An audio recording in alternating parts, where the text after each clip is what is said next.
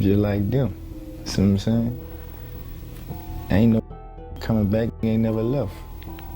Be with you. Take it out the hood, you can't take the hood out the hood. I love my brother, but he his own man, he his own boss. No limit, true record. You have to deal with the consequences that come with it. He was trying to tell him, bro, you can still be yourself, but you got to come up out of there. And C was like, I can't be myself if I'm always out of there. Rapper known as C Murder was sentenced today after a jury in Jefferson Parish convicted him on second-degree murder charges of 16-year-old Steve Thomas at a now-closed club across the river. In the early 2000s, Corey C. Murder Miller, Master P's younger brother, was riding high, dropping platinum-selling albums back-to-back. I'm here to let the whole world know I'm hard to control. You can't conquer my soul. But everything took a drastic turn after one tragic night. That moment would lead to his arrest, conviction, and eventually a life sentence behind bars. Let's take a closer look. Early days. Corey C. Murder Miller was born on March 9, 1971 in New Orleans, Louisiana, and raised in the infamous Calliope Projects, better known as the Calio. Life there wasn't easy. The Calio was one of the most dangerous housing projects in the country, filled with poverty, gang activity, and violence. But that's where C came from, and no matter how high he rose, he always stayed loyal to it. Hear me, y'all want to see New Orleans? This New Orleans. Third wall. Projects, you heard me?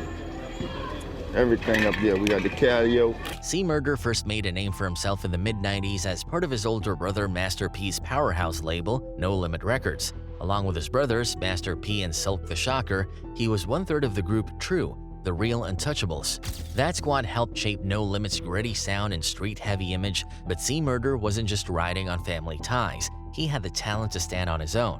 In 1998, C dropped Life or Death, his debut solo album. The project hit hard, eventually going multi-platinum, and ironically, the album's title would later take on a deeper meaning. It peaked at number 3 on the Billboard 200, cementing him as a legit solo star. He followed it up in 1999 with Bossolini, which sold over 175,000 copies in its first week and eventually went gold. That album was stacked with West Coast legends like Snoop Dogg, Nate Dogg, Corrupt, and Daz Dillinger, showing just how wide C's reach in the game had become. Then came Trapped in Crime in 2000. This one also hit big, landing at number 9 on the Billboard 200 and becoming his third straight top 10 album. And from that project came one of his most iconic tracks, Down for My Dudes. That song still goes hard to this day and even got sampled years later by Kanye West. Everywhere I go, I got Mr. Magic there because I know that boy don't care. C Murder's last album with No Limit, CP3.com, dropped in 2001. It marked the end of his major label run and, unknowingly, his last album released while he was still a free man. Calliope Projects. By this point, C was living the life most rappers dream about. Platinum plaques, flashy cars, big houses, all of it. He was one of the top artists in the game, but with all that success came a hard truth. He never really left the streets behind. Even with his brothers, Master P and Silk, serving as examples of how to transition out of that life, C couldn't shake his roots. I'm just like them. See what I'm saying? Ain't no motherfucker coming back, ain't never left. Be with you. Take it the hood, you can't take the hood out the neck. He loved the hood, and the hood loved him back. Even at the height of his fame, when he could have been chilling in a mansion in the suburbs, C would still go back to the Calio. He bought an apartment there just to hang out with his friends. I've been in the hood more than I be anyway, you know, still trying to do what I gotta do. So why not have my own spot there still, you heard me? It's 2-bedroom, 2 stories. He'd roll through the projects, post up, and be around people he came up with. To him, turning his back on them would have felt like betrayal. You know, C Murder, you know, he do everything, it be like love. You know, he don't forget about us. Party with us, do everything with us. He don't forget. Smoke with us, chill, drink, we do everything. But the Calio wasn't just any neighborhood. Since the early 80s, rival drug gangs had turned it into a war zone. The violence peaked in the 90s, with the Calio being called the murder capital of the US. At one point, it had the highest per capita homicide rate in the country. Between 1994 and 2004, 88 people lost their lives in those streets. Still, C Murder felt at home there. It was part of who he was. The problem was, the more time he spent in that environment, the more trouble seemed to find him. He wasn't just visiting the hood, he was in it. hanging out, partying, getting into scuffles, and living like he hadn't made it out yet. That raw realness, the same authenticity that fans respected him for, would eventually become the very thing that pulled him down. Legal troubles. By late 2001, things started spiraling fast for C. Murder. He was already dealing with some heavy legal drama, aggravated burglary, and aggravated assault with a firearm. Now, those kinds of charges aren't light by any means, but even then, he had no idea the real storm that was coming. The serious trouble, the kind that changes your life forever, really kicked off on August 15, 2001. That night, C and his crew rolled up to Club Rags in Baton Rouge. It was supposed to be just another night out, but things went sideways and almost immediately. As they got to the entrance, a security guard tried to search C. Murder like they usually do at clubs, but C wasn't having it. He refused the search.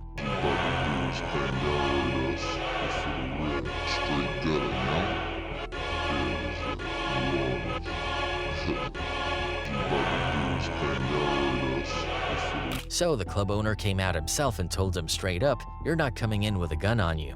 And that's when things took a dangerous turn. According to reports, C. Murder pulled out his gun and tried to shoot both the owner and a bouncer. The whole thing was even caught on surveillance tape.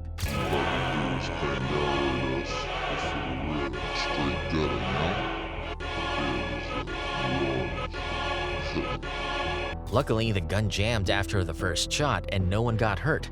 Just imagine, one more shot, one less misfire, and it could have been a different headline that night. C eventually turned himself in and was released on bond, skating by this time with just a close call. But his luck was about to run out, for real. The death of Steve Thomas. Steve Thomas was killed at a nightclub in Jefferson Parish. Days later, Miller was arrested and charged for the killing with second-degree murder in 2003. Fast forward to January 12, 2002. Barely 5 months later, C. Murder showed up at the Platinum Club in Harvey, Louisiana with his people. That night, the club was packed, the energy was wild, and a rap battle was going down. One of the kids in the competition was a 16-year-old named Steve Thomas. From what people said, Steve was a cool, down-to-earth kid just trying to chase his dream of being a rapper. Knew Steve. He was trying to be a rapper. You know, he was a cool guy. The club was loud, just like you'd expect. Music bumping, drinks flowing, people turning up. C. Murder and his crew were chilling in the VIP booth, talking, laughing, and just vibing. Steve had just wrapped up his set and stepped off the stage when, out of nowhere, a group of men jumped him. A fight broke out. Chaos erupted. Security rushed in to break things up. One of the guards grabbed C. Murder from behind, trying to calm him down, saying, "Chill, man." C. responded, "All right, cool, big dog, cool." But seconds later, he was right back in the scuffle. Then suddenly, a gunshot rang out. And I grabbed Corey. I'm like, "Chill, big dog." So he's like, "All right, cool, big dog, cool." But he went back to fight. So when he went back to fighting, I heard that pop. People started screaming and running for the exits. Total panic. When the dust settled and the crowd cleared out, Steve Thomas was found lying in a pool of blood. He had been shot once, right in the chest. That single bullet pierced his heart. And just like that, a 16-year-old with dreams of making it in the rap game was gone. It was senseless, a tragedy that didn't have to happen. Steve Thomas was just lying there in a pool of blood. He ended up dying from a single gunshot wound to the heart. After the shooting, police launched their investigation. One of the security guards, Darnell Jordan, was brought in for questioning. Detectives showed him 6 photos and asked if he recognized anyone. He picked out Corey Miller. They handed him a paper and asked him to sign, saying it was just to confirm he recognized one of the men. Darnell, not realizing what he was really signing, went along with it. Showed me 6 pictures. But they're like, "Who do you know in these pictures?" I'm like, "That's C. Murder." "Okay, sign the back." So I signed the back. Not one time did it say, "C. Murder the killer, sign the back." Never. What he didn't know was that the paper actually stated he saw C. Murder pull the trigger and kill Steve Thomas. That signature would later be used as a key piece of evidence against C, turning Jordan into one of the prosecution's most crucial witnesses, all because he was tricked into signing something he didn't understand. Now, remember how C got out on bond after that Club Rags shooting? That wasn't happening this time. This wasn't a jammed gun or a close call. This was a kid shot and killed in the middle of a crowded club. And you'd think after all that, 2 violent incidents, one leading to a teenager's death, C. Murder would finally slow down, lay low, and try to figure things out. But nope. Just 6 days later, on January 19, 2002, he was back at it again, this time causing a disturbance at the House of Blues in New Orleans. He wasn't in a club this time, but he was close enough, and instead of keeping quiet while he was already under serious investigation, he drew even more attention to himself. First murder trial. In January 2002, everything came crashing down. C. Murder was officially charged with second-degree murder. He pleaded not guilty, holding firm that he didn't do it, but the trial that followed was anything but smooth. It kicked off in September 2003 down in Louisiana, and right away, things got messy. Remember Darnell Jordan, the security guard from the club that night? He ended up testifying for the prosecution. Under oath, he claimed that Corey Miller was the one who pulled the trigger and shot 16-year-old Steve Thomas. That testimony played a big role in how the jury saw the case. But here's the twist. Years later, in 2018, Darnell came forward and said he was pressured by detectives into testifying. He said he was scared, held against his will, and locked up in a hotel room by police when he initially refused to testify against C. Murder. Feeling backed into a corner, he did what they asked. Eventually, he recanted his testimony and made it clear he didn't want to help put C. Murder behind bars in the first place. But back in 2003, none of that was known. After about 2 weeks, 15 days of testimony and courtroom drama, the jury came back with a verdict: guilty. And in Louisiana, being found guilty of a murder charge like that meant one thing and one thing only: mandatory life in prison, no chance for parole. For C. Murder and his family, that verdict hit like a sledgehammer. It was devastating. After 15 days of testimony, the jury came back with a guilty verdict. Still, Corey wasn't ready to give up. He and his legal team immediately began fighting for a new shot at freedom.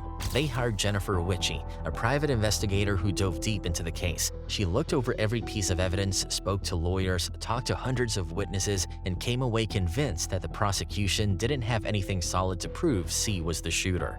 In fact, she said the case pretty much rested on that one witness, Darnell, who had been tricked into signing something he didn't understand.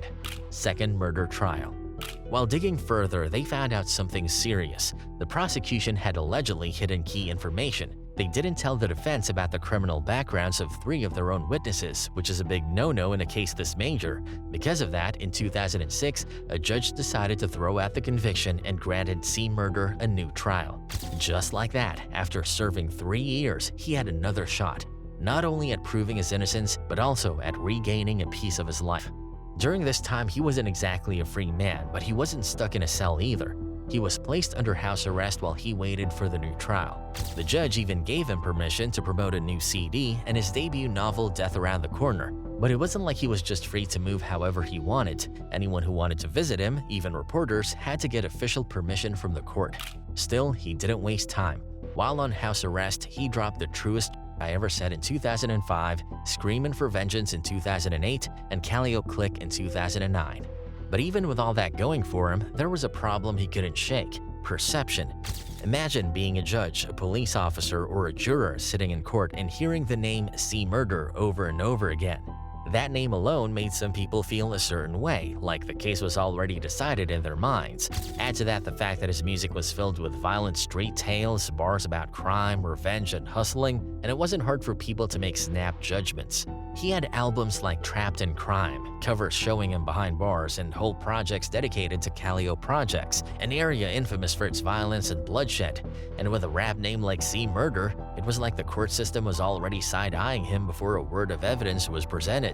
It was a tough spot, trying to prove your innocence when everything about your persona screamed guilty in the eyes of the public.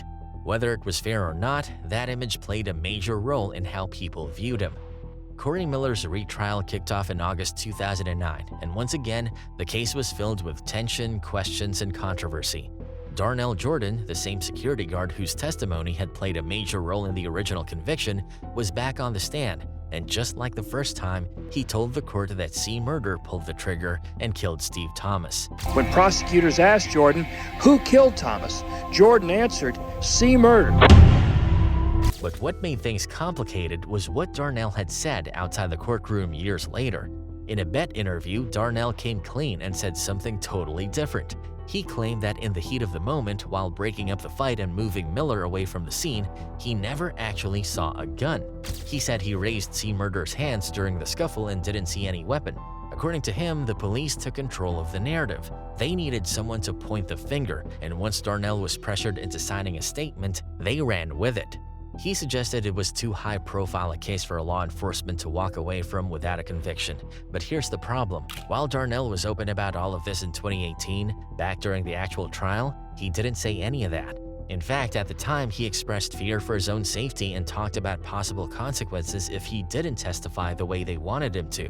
The prosecution didn't just lean on Darnell's words either. They also brought charges against a few of C. Murder's associates, accusing them of trying to tamper with witnesses. And just like before, one of the biggest things they used against Miller wasn't physical evidence or video footage, it was his music. Prosecutors brought up his lyrics, his album titles, his rap name. They painted a picture of a violent man deeply rooted in street life. To them, the things he said in his songs were more than just entertainment. They were confessions. It didn't matter that rap is often exaggerated or stylized for effect. They used his art against him, and it worked. On August 11, 2009, the jury came back with their verdict, guilty of second-degree murder. And with that, Corey Miller was once again sentenced to life in prison without the possibility of parole.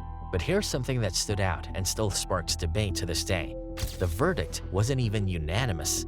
Not every juror believed he was guilty, but at the time, Louisiana was one of the only states that allowed someone to be convicted and sentenced to life without a unanimous jury. That law was finally changed in 2018 when the Supreme Court ruled that non-unanimous jury convictions in criminal cases were unconstitutional. But that decision wasn't made retroactive, meaning it didn't apply to people like C. Murder, who had already been convicted under the old system. In 2019, his legal team pushed for a new trial. They filed a motion pointing to the fact that both Darnell Jordan and another key witness had since come forward saying they were pressured by authorities to testify against Corey. They argued that the original trial was tainted by manipulation and that at the very least, C deserved another chance to tell his side under fairer conditions. But the judge denied the motion. No new trial was granted. To this day, Corey Miller maintains his innocence. He's never changed that stance. His brothers, including Master P and his nephew Romeo, have spoken publicly time and again, calling for a new trial and pleading for justice. But none of it has been enough to get him out. He remains behind bars. It's a wild and tragic story when you look at the full arc. Corey came up in the Callio Projects of New Orleans, where every day was a fight for survival. He turned nothing into something, rising from the struggle, grinding his way up in the rap game, and becoming a multi-platinum artist. He did this with his brothers side by side, putting No Limit Records on the map and changing hip-hop in the South forever. He had the fame, the money, the respect, the street love, but in the blink of an eye on January 12, 2002, it all came crashing down.